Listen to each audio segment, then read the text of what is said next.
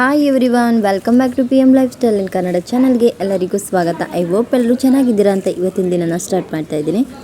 ಹಾಗೆ ನಮ್ಮ ಮನೆಯವರು ಪಪಾಯನ ತೊಗೊಂಡು ಬಂದಿದ್ರು. ಅದು ನೆನ್ನೆಲ್ಲ ಕಾಯಾಗೈತಿ, ಇವತ್ತು ಹಣ್ಣಾಗಿತ್ತು.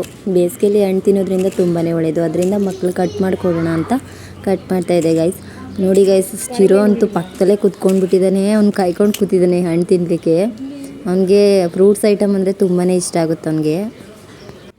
ಅವನಿಗೆ ಮೊದಲು ಹಣ್ಣನ್ನು ಕಟ್ ಮಾಡಿ ಬೌಲ್ಗೆ ಹಾಕ್ಕೊಟ್ಟೆ ತಿನ್ನು ಅಂತ ತಿಂತಾ ಇದ್ದಾನೆ. ಹಾಗೆ ಇವತ್ತು ಮಧ್ಯಾಹ್ನದ ಊಟಕ್ಕೆ ಸ್ವಲ್ಪ ಟೊಮೊಟೊ ರಸಮ್ನ ಮಾಡಿದ್ದೆ. ಹಬ್ಬದ ಕೆಲಸ ಇರೋದ್ರಿಂದ ಈಸಿಯಾಗಿ ಯಾವ ಅಡುಗೆ ಮಾಡ್ಬೋದು ಅಂತ ಯೋಚನೆ ಮಾಡಿ ಅಡುಗೆ ಮಾಡೋ ಥರ ಆಗಿದೆ ಗೈಸ್. ಹಾಗೆ ಇವತ್ತು ಮನೆ ಮುಂದೆ ಒಂದು ಕೋತಿ ಕೂಡ ಬಂದು ಕೂತಿತ್ತು. ನೋಡಿ, ಬೇಸಿಗೆ ಟೈಮಲ್ಲಿ ಏನೂ ಕೂಡ ಅದಕ್ಕೆ ತಿನ್ನೋಕ್ಕೆ ಸಿಗ್ತಾ ಇಲ್ಲ ಅಂದ್ಬಿಟ್ಟು ಪಪ್ಪಾಯದು ಎಲೆಗಳನ್ನೇ ತಿಂತಾ ಇದೆ. ಎಂಥ ಪರಿಸ್ಥಿತಿ ಬಂದಿದೆ ನೋಡಿ ಪ್ರಾಣಿಗಳಿಗೂ ಕೂಡ. ಹಾಗೆ ಬೇಸಿಗೆ ಟೈಮಲ್ಲಂತೂ ಗಿಡಗಳಿಗೆ ನೀರು ಹಾಕ್ತಾನೆ ಇರಬೇಕು, 2 ದಿನಕ್ಕೊಮ್ಮೆ. ಡೈಲಿ ಹಾಕಿದ್ರೂ ಪರವಾಗಿಲ್ಲ, ಬಿಸಿಲಿರೋ ಟೈಮಲ್ಲಿ ಹಾಕ್ಬಿಡಿ ಗೈಸ್. ಏನೇ ಇದ್ರೂ ಬೆಳಗ್ಗೆ ಸಂಜೆ ಟೈಮಲ್ಲಿ ನೀರನ್ನು ಹಾಕಿ. ಅವಕ್ಕೆ ಬೇಸಿಗೆ ಕಾಲದಲ್ಲಿ ನೀರು ಹಾಕ್ತಾನೆ ಇರಬೇಕು, ಇಲ್ಲದೇ ಇದ್ದರೆ ಎಲ್ಲ ಒಂಥರ ಗಿಡಗಳೆಲ್ಲ ಬಾಡೋ ಥರ ಕಾಣಿಸ್ತಾ ಇರುತ್ತೆ. ನಾವಿಲ್ಲಿ ಬದನೆಕಾಯಿ ಗಿಡ ಹಾಕಿದ್ವಿ, ಬದನೆಕಾಯಿ ಕೂಡ ಬಿಟ್ಟಿದೆ ನೋಡ್ಬೋದು ನೀವು.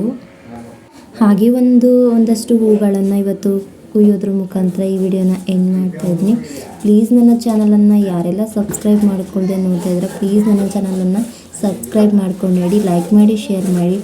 Thank you for watching.